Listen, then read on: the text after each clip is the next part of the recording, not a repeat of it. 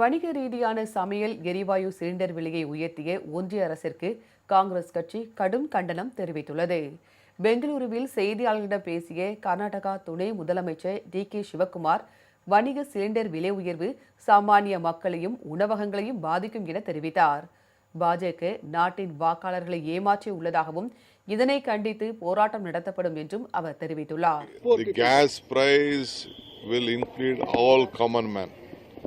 So all common man in hotels also the price rise will go very high, and they cheated the voters of this country. We knew that they are going to rise this since polling was not been done. After the polling.